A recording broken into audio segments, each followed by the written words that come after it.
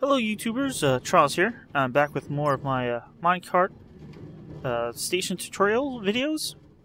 And last time we went over 3-way and 4-way stations. And this time I'm going to show you how to make bigger stations than that using spinner selectors and push button selectors. And these can generally... spinner selectors are good for 8 tracks, push button selectors are good for anywhere up to 15 tracks. You don't want to make them too small. 4 tracks is maybe the smallest they are decent at, because they take a decent amount of materials to set up. But definitely for 8 or 10 track stations or more, up to 15, like I said, they're really good, and they're probably the way to go. So let's get to that now. So let's just go over here. So what is a push button selector? Well, this is a push button selector. This is actually a pair squirrels selector. This has been around for a while. It's basically the classic design. Let me just break away some of these so you see a little better. There's more than just a selector here. Basically, this row of blocks that the button is on, all the way back to here and down, is the selector. The stuff up here is the display, which is not needed. I actually have 2 different displays up here. One shows the selected by a off lamp. The other is a little higher up, but shows the selected button by the on lamp. And you can just push a button, and it changes practically instantly. The only problem is with this lower display, the button happens to power the lamp as well, so until the button pops out, the lamp won't go out. But you can see the top lamp changes practically instantly. And I'm not going to explain how this works. It's a classic design. You can look up the video on YouTube. The output you can get from here. You can see there's the torches on. You could also, just as the display is powered, get the output from up here as well with torches. In this case, it will be the one that's off. Or if you wanted to do it this way, you can put torches here and take the output as well. Broke it again. It's a classic design. It works well. There's just some better designs these days. This is a design that's over 2 years old. This is the selector I like to use.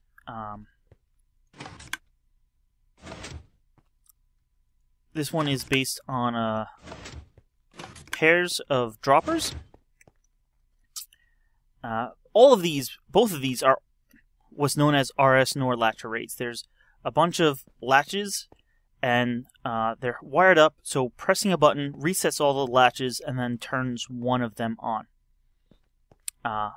In the case over here, the latches are made by a loop of torches and the piston, and so the piston that is up will stay up while the others basically are powering themselves. And then when you push the button, any of the buttons, this line over here temporarily puts them all down, and then the one for where you pressed is then turned off. So basically all these torches come on, but then the one that got you powered turns off, and then once it's up, it keeps itself off. Here we have droppers, and this is a dropper that's facing down, and then this is a dropper that's facing up. And you can see there's an item in this one, but no item in this one. In all the rest, they have the item in the bottom and nothing in the top. So when you push any of these buttons, this reset line gets powered. It goes through a edge detector monostable circuit that puts out a small pulse, which comes up here and comes across the top. This happens to power only the top dropper here, which pushes all the items down. That happens within 3 ticks. At the end of the 4th tick, these repeaters let the signal from the button through, powering this block, which of only where you press the button. So if I push the middle button, only this block will get powered. So only that block's dropper gets activated, and now that would push the item into the top dropper. And we can read that using comparators. So you can get an output on the back here, or you can get an output on the front. We also are using the front output to turn on the light. And again, because the lights are right above the buttons, they kind of, well, it takes 4 ticks before this actually changes, so you can see that will stay on for a little bit, and then it goes out. So the real mechanism here is only 3 blocks wide. It's about 6 blocks tall. If you don't like the stair here, you can bury this one, and then the buttons will be right above the ground like in here. So I like to put the stair, though. It gives like a fancy edge, and you just have a little bit sticking out of the edge here. There's an alternate way you can build it, like this, just with a repeater here and here. This is quieter. You don't have the piston going, but this does lose one feature that I'll talk about in a minute. Another alternate way to build this is instead of having the reset line as half slabs, and it's important that these are half slabs because if they're full slabs, they'll bud power the bottom hoppers as well. Droppers. They're not hoppers, they're droppers. And that will cause problems. An alternate way you can do it is have the line run behind just the top droppers. But it makes it a little deeper, but you save a block on top, and you can still get the output in the back through these blocks. The only slight problem is that first comparator, because it's being powered right from this repeater, will come on. If you're short, like this is only 5, the repeater down there will be enough to reset the whole line. So if I just go like this and then press this one again, actually shouldn't have pressed that one, but pressing any one, now you don't get the extraneous power. Any of these designs can be extended rather easily up to 15 buttons long. So you can have up to 15 choices. And then you can use those choices to select one of 15 tracks in a switch station, and I'll show you that in a minute. But first, why I like this design with the resetting piston mechanism is because with a little modifications you can get this. Now, as I mentioned before how this works, you push the button, we reset the top droppers so that everything is out of them, and then we put power through to power the one bottom dropper to move the one item up. Well, a lot of times in applications, especially in rail stations, as you leave the rail station, you want this choice to be locked in. So while you're going through all the switch tracks, someone can't flip your destination on you. And with just a little modification, that can be done with this design of latch arrays. I call this a lockout system. It locks out the controls so they can't change. Now the display will slightly change because the buttons will directly power the lamps, but the output in the back won't, and the display resets as soon as the button pops out. So like I said, the way this works is we send the signal into this block. Well, if that block's not there, you're not going to change where the position of the item is in the droppers. The only other thing you have to do is disable the reset. So in this design, I have this little lever here, and if I flip the lever, we will be locked at that. I can push any button, and the light does come on until the button pops out. I can push any button, even that one, nothing happens. So the way this works is, in the normal position, we have some power running around here that lifts some sticky pistons that hold the block in place that will power the bottom repeaters, which will adjust your choice. When this is flipped, those come down, but then with this torch, we power this reset piston in a way that it will stay up and won't broadcast the reset signal through. So that is the little extra lockout circuit that can be added to this. And then with it back up, of course, it works as normal.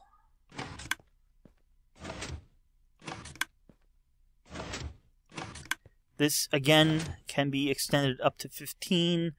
You may need to put an extra repeater here if you are at 15. At 14 or less, you can use this exactly as is.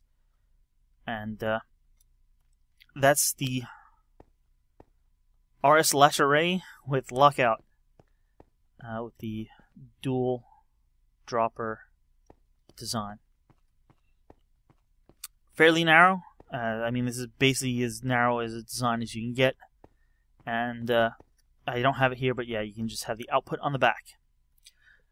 Okay, so with the output on the back, how do you get that to control where your cart goes?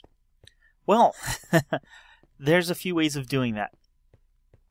But you know what? Let me show you how to build one of these before we get into that.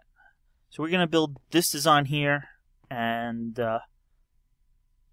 you can. This design is basically just the version that can do locking out without locking out without the lockout circuit. I have all the items here. Basically, you will need 2 stone bricks, 2 slabs, a sticky piston, 2 repeaters, and 6 redstone. That's in general, no matter how big you make it.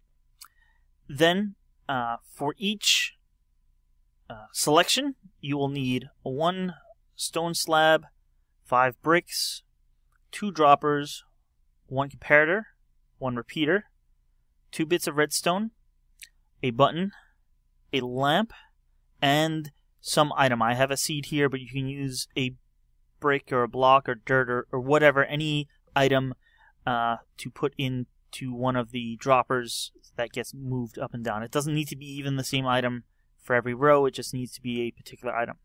So this is per button, per selection, you'll need everything in this group per button. For output, you will need either a comparator or a torch, depending on if you want it on the front or back. And if it's on the back, you probably will need an extra block. And then there's some optional decoration things, such as a stone stair per button and a sign. You can just, put signs either on the lamp or right above the lamp to show what that selection will be. Okay, when I build this, I usually start off with the reset line.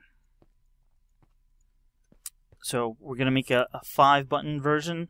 You can go longer, it doesn't really matter, but put down the reset line and then put down blocks on top of the reset line. And then put down buttons on the blocks. Now it doesn't matter if they're wood buttons or stone buttons, they will work the same in this application. And then behind the reset line and the buttons, put another row of blocks. On top of that row of blocks, put repeaters, set to 4 ticks, and that's important. And then they will be pointing into another row of blocks. From there, you need to have droppers facing up, and do that like that. I'm not going to hold shift and put a block on top. It's only temporary. I'm going to put another block there, and then coming down here, I can put a dropper, and it's facing down. And now by holding shift and clicking on the edge of the top dropper, I can place additional ones all facing down. So now they're all facing into each other. You can get rid of that block. And I'm going to put some items in the droppers. I'm going to use redstone, and I'm putting them in the lower dropper of each column.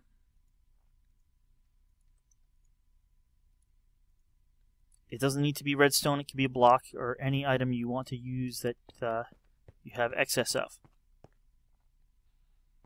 Alright.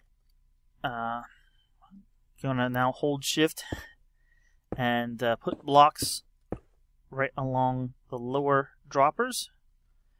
And I am now going to put some lamps above the buttons, or above the blocks that the buttons are on. And then another set of blocks on top of those lamps. And we put comparators there. And we are done with the basics of everything that's needed per button. We now just need to, well, add the reset line completely. So I'm going to put one more bit of redstone there, knock out that block, put a sticky piston facing up with a block on it, and this acts as a sort of edge detector. No matter how long this is on, this will only send out a tiny pulse. But we need a repeater there, and a block here. And I'm going to have a bunch of temporary blocks, basically, right now. And they're only there because I need some half slabs. Half block. Oh, look at that, I had a bunch.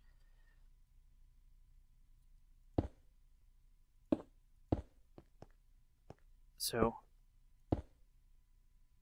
these will go something like this. Hold shift. There we go. So this is kind of a zigzag stair pattern, and we need to put redstone on top. And it doesn't look connected, but it is, but only in the upwards direction. What that means is if I, well, let me show. If I power this one here, you can see power does go all the way up. But if I put a block up here and power it, it doesn't go down. That's a interesting mechanic with how half slabs with redstone on them works. Power will travel up them, but not down. We really aren't using that in this circumstance. We're just using it to get up without using much space. So put half slabs over top of the rest of these droppers, and we're going to put another repeater here, and this will make sure if we're going long, like a 12 or 14 or 15 long version, that the reset signal will go all the way. And at this point, we're done, I hope. Yes. There we go. It's working. So when you push the button, this gets powered. This cuts short the signal, but it does get up to the top and reset all the top droppers before these repeaters here repeat the signal to the bottom. Let's see if you... So when this does power, it will then move the item up. The comparator notices it, powers that block, which powers the light on. If you need output on the back, Just put a row of blocks here, and then another set of comparators, and the same comparator will be on as the light is on. So, how do you hook these up to tracks? It's a good question. There's multiple ways of doing it. Simple. If you don't have that many buttons, you can have something like this. Now, notice I have 5 buttons here. On the back, I'll only have 4 torches. For the way this works is your cart will come here, and this will give you one way out or continue on, another way out or continue on, another way out or continue on. But this last one really chooses between 2 ways out. Since we have 5 total choices, we only need 4 switch tracks, one less than the number of choices. So, in this case, this button isn't hooked up to anything. You see right now, I have this button pressed. So, the first torch here is on, but the rest are all off. If I push this button, all the torches will be off. And you can see they are, and in that case, the tracks will come this way, and you'll just come out to this last one, going past all the switches, and out this way. And that's really how this works. It's relatively simple. The hardest part is figuring out how to get compact wiring, because these are all, the outputs are all next to each other, but the way rail switch tracks work is you can't have them next to each other, so you have to spread it out. That's also the main problem with this. If I wanted to do a 15 button switch here, I would need 30 blocks of space back here at least, and this wiring would get very complex, and right now it's using up 3 blocks. It would probably have to use up more like 6 or 7 to get all those lines ran without interfering. So that's the problem with that design. Or this design, I should say. So let's just press a button there and try this out. This can be any of the one-way stations that I showed in the first video. We'll just push the button here, be sent on our way, and as you can see, we came up to the second track. We can now head back, and we come on back. We can then choose a different selection, like this last one.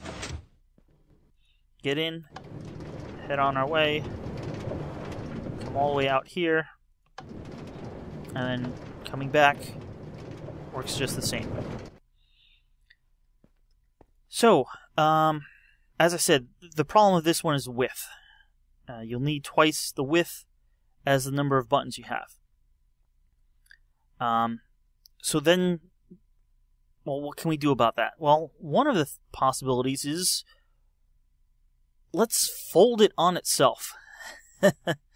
So that half of the outputs are on one level, half the exit entrance tracks are on one level, and half are on a higher level between these, basically, so we don't have to spread the signal out. It's hard to notice how this works, but like this button here powers into this block, so this is stepped over.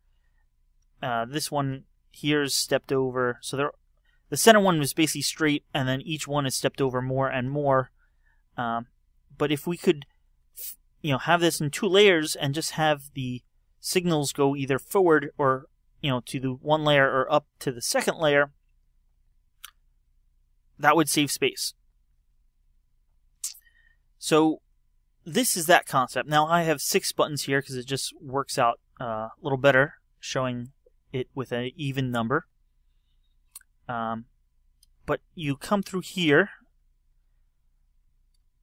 3 of the signals come straight back into the switch tracks here, and then 3 of the signals are directed up. Actually, in this case, it's only 2, because, as I said, the last one really chooses between 2.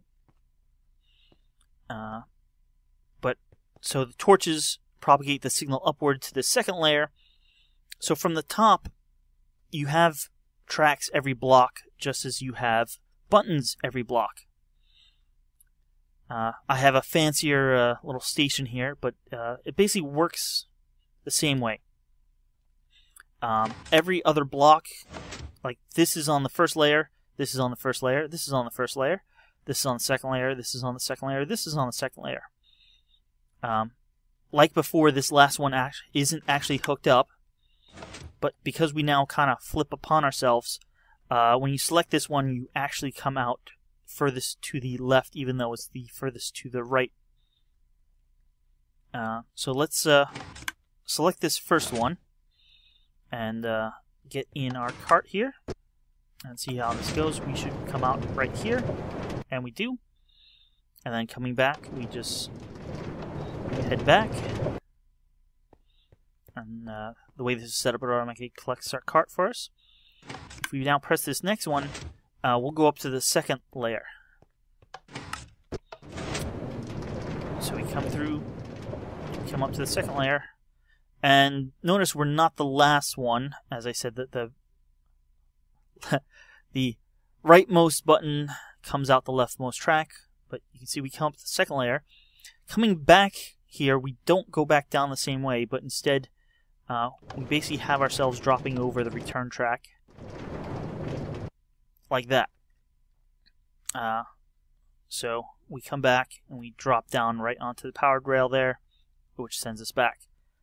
If I do click this end one, we will go all the way through as far as possible. Now this does work. It also does use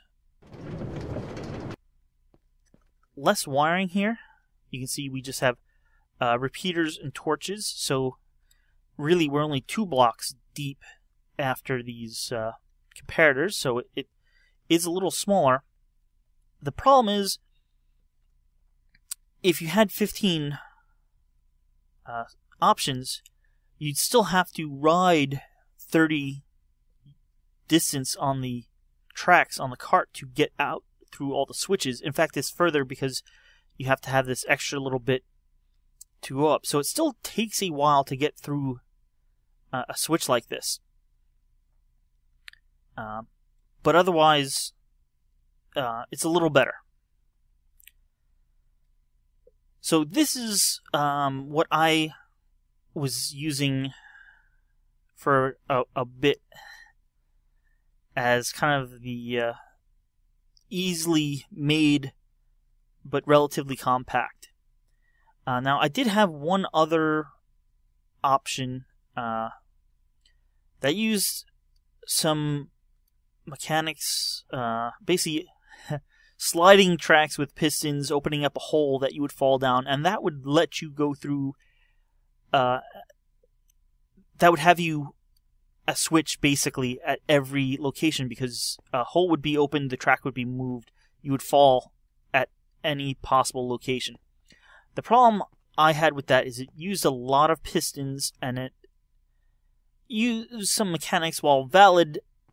Basically, there was glass, and for half the ride, your head would be in the glass. Now, you wouldn't suffocate because it was a transparent block, but it was just a really complex circuit and not that easy to build. I did build it in creative, but I didn't like it. A few months ago, though, I came upon this next design. I'm using my switch because I think it's a much better switch, but the actual track layout and manipulating of how the track switches here is a design I saw on a video from FedEx Gaming. My push button selector is a lot simpler, but this is a much more elegant track design. Now this looks weird, and this is basically only the necessary blocks. But what happens, let's set up a little example, is you have this 2-layer track here, and with a piston, when the piston is powered, it's going to push out the track. This track will be here, and this track will move here, but because it just moved, it will refigure out its orientation. And it will be in a position where it can connect to 3 ways. And it's basically going to connect to this one track here, turning that track in this direction, but it's going to then connect to either this side or this side, and I happen to know it's going to connect to this side. So that's what happens. So if you're coming along here in a track, you'll be turned here, and we can have you come out. And we can actually have a row of pistons here, and no matter where you push this, even on the end, this will occur. The only problem is resetting. So we can reset that, but it won't pull these back. And in fact, even if this was sticky, it would pull the one track back, but not this one. So we'd have to push the track back.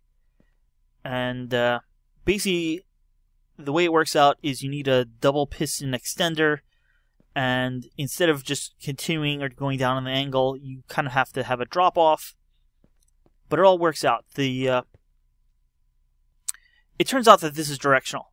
So in these cases, I had you starting on the left after using the push buttons.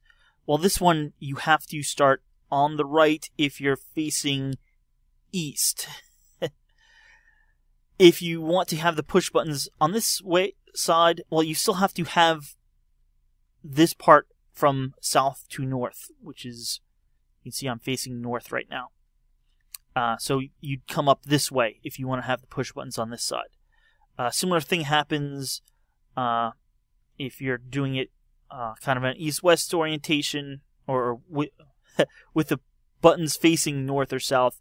It'll only work on one side. So that basically means you can't rotate this design, but if you need it the other direction, you can just mirror the design and it'll work. So, how does this work? Well, it turns out this is sensitive. We don't want this pushing all the time as you're choosing options, because if you, oh, I want this one, no wait, no, I wanted that one, well, you don't want to have to reset the rail in the middle. So the way this is set up, you can push these buttons all you want, and it will change which of these comparators are powered, but that does nothing.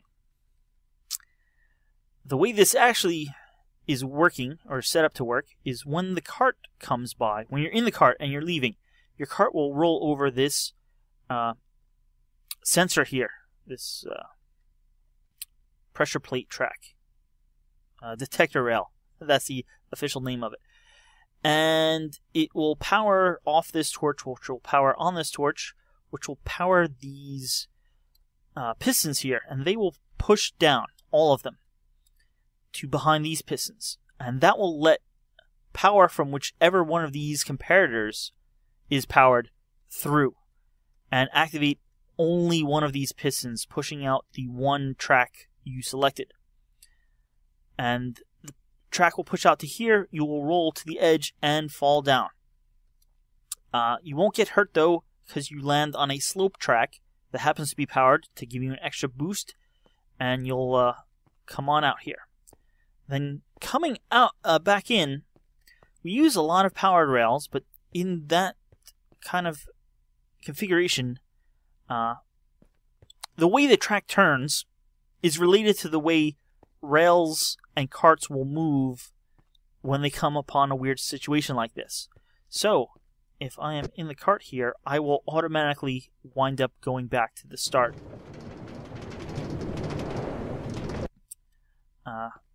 So in a T like this, again, carts will always go in one direction, and it happens to be the exact opposite of the direction that the rail turns. So this will always take you back to the start of the station. So, additionally, when you're leaving and you go over the detector rail here that pushes out the particular rail you chose, notice we do have a 3 or 4 rails to cross, so this has plenty of time to be pushed out before your cart gets there. The same signal continues on through some repeaters and then activates the reset. This is the double piston extender that I talked about. So a few seconds after you've gone through, that activates. And we only have 2 lines here, but normally you need 3 different power timings to get a double piston extender to retract fully. I'm using some butt effects here to get away with only having 2 lines. So what happens is, this line is powered first, but nothing happens. Shortly thereafter, this line is powered, which is right above these back double pistons, so they push forward, which now will push the forward pistons under the forward line, so they'll extend as well, and that's our double piston extension. What then happens is, because this is on 1 tick and this is on 4 ticks, when the power turns off, this will turn off first. So the forward pistons will turn off first, pulling the blocks back, and then the back pistons will turn off 3 ticks later. And they'll pull the forward pistons, which will be here, back, but the blocks will still be out 1. What then happens is I have a edge detector that detects when this torch comes back on because this has turned off, and that will send out a pulse that simultaneously powers this line here again, but also powers here, where we have a single piston facing down. That piston, now, this line will be powered, which is diagonal from these pistons, which should power them, except they don't know it comes on because it doesn't cause a block update. However, when this piston, which will move in the same ticks, moves, that causes a block update to this one, which sees the power and moves, which causes a block update to this one, which sees power and moves, etc., all the way down the line. You can do this.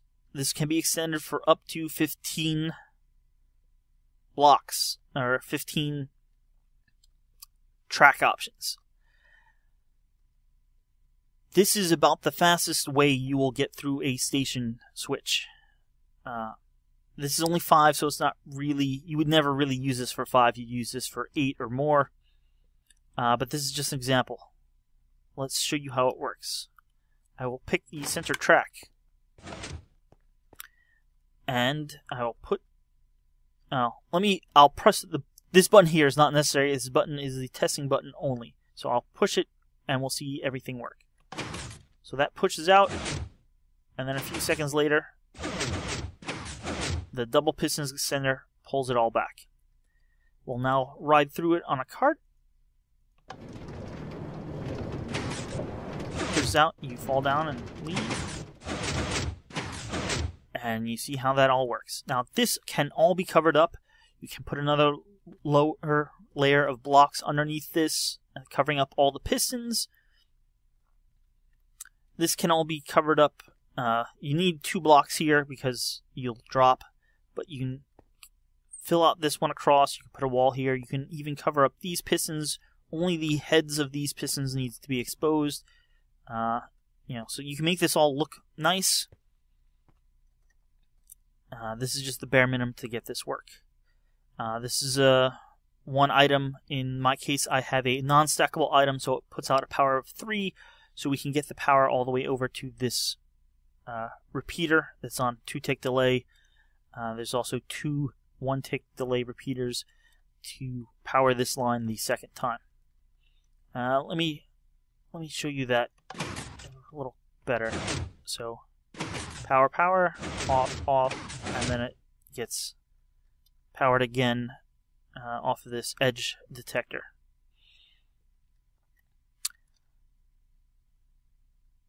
This is a bit complex for a tutorial, but this, I'll put up a world download. Excluding my selector here, you need 4, 3 sticky pistons and 1 regular piston. This is sticky, and there's 2 sticky pistons in the reset. So regular piston here just gets powered through these blocks once they're pushed down. You got a bunch of repeaters, and then this whole sticky piston reset thing. Other than that, it's just a floor with 2 layers of tracks. It can only be built in a few directions, as I mentioned before. Your track always has to be going at least through this switch part towards the north. And if you're building it east-west,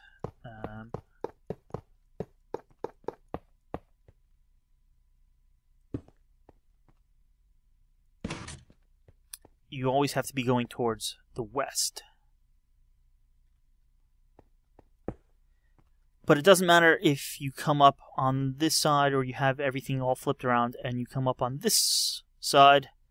Yeah, I should explain. I had the piston over there. If I put the piston over here, I said piston over here and power it. It will still work. You just still have to be coming from the west to get turned the correct way. And the same thing from the north.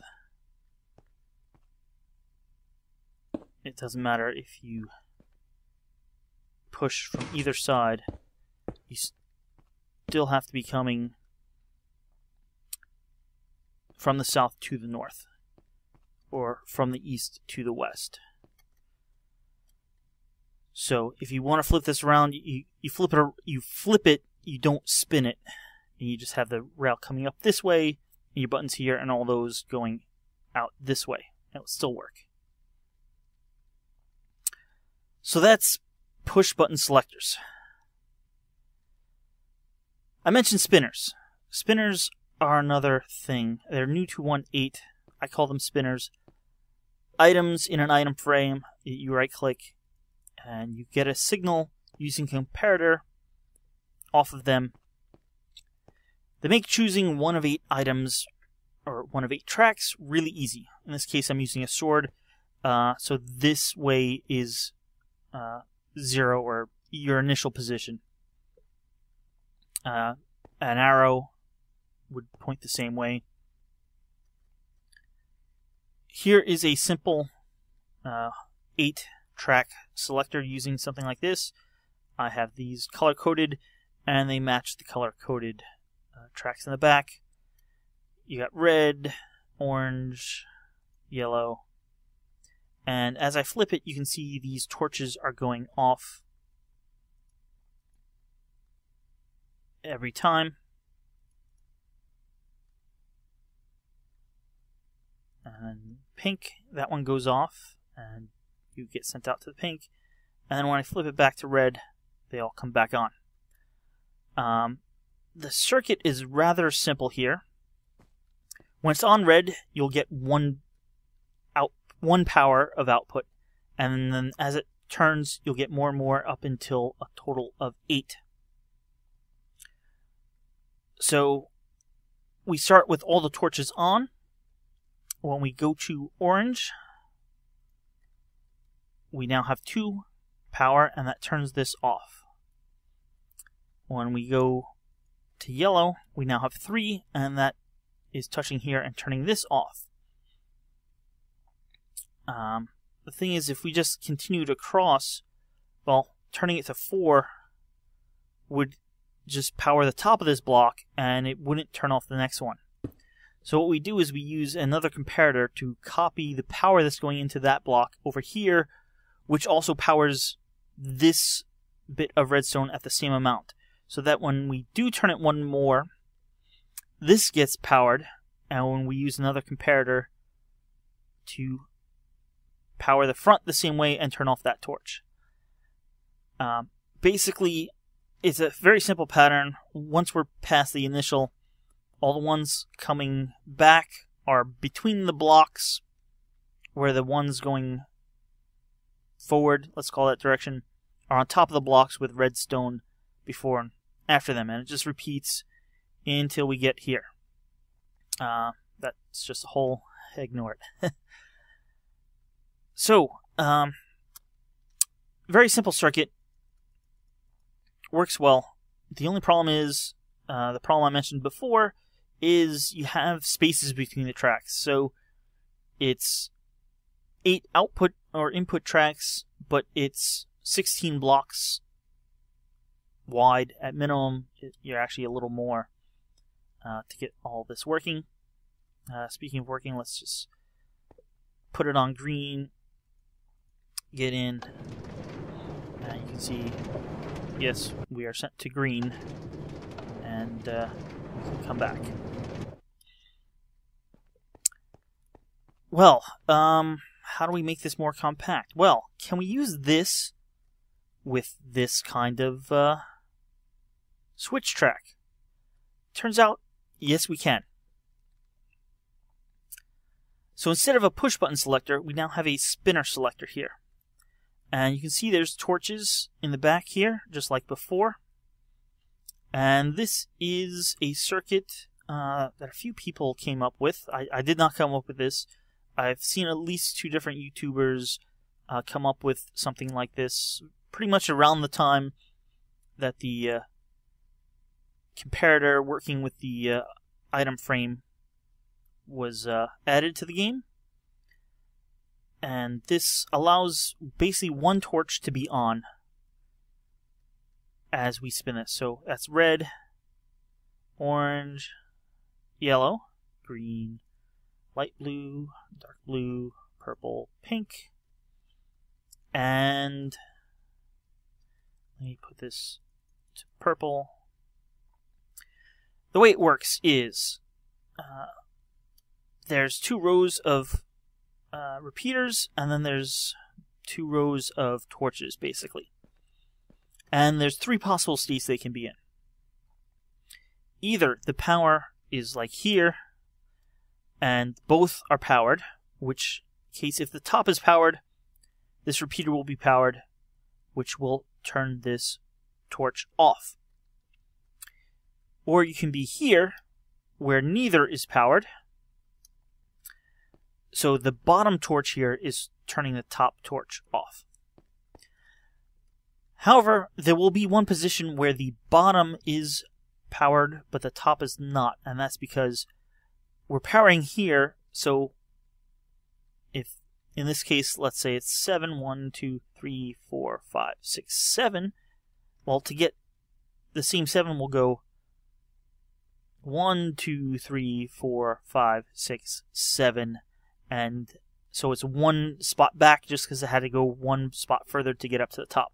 So there'll be one place where the top is not powered, but the bottom is.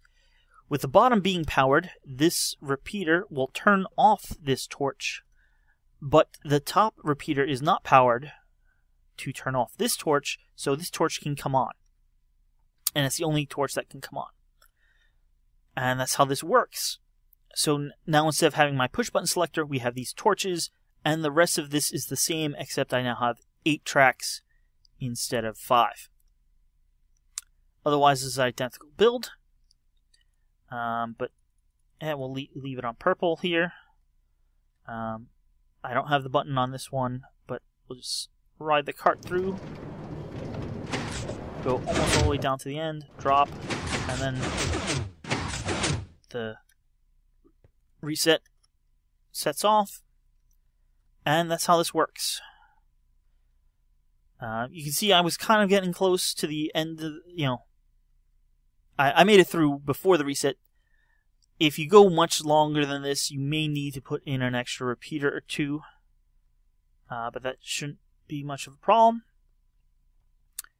But that's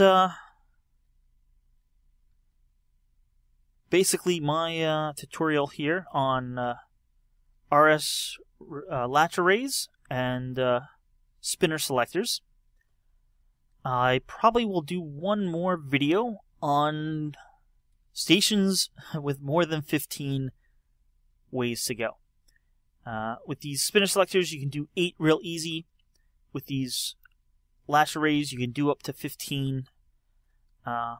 But as you've probably noticed in the intros of most of my videos have been featuring one of these two stations that say 30 tracks. And, well, this is my 30 track station. I basically have 2 sets of 15 button selectors here, and then a basic version of my one-way station starter that's kind of flat. This particular one I raised up on half slabs. Notice the cart came back because no one was riding in it. I have empty rider detection.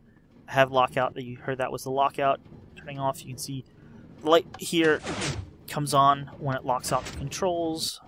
I can push it, but it won't actually activate. So this is a 30 track station. I'll show you this and more next time, because 30 tracks are not enough. 30 tracks are just the beginning. So thanks for watching, and I'll see you guys next time. And look for a world download in the comment section below, or in the description below, I should say. Thanks for watching.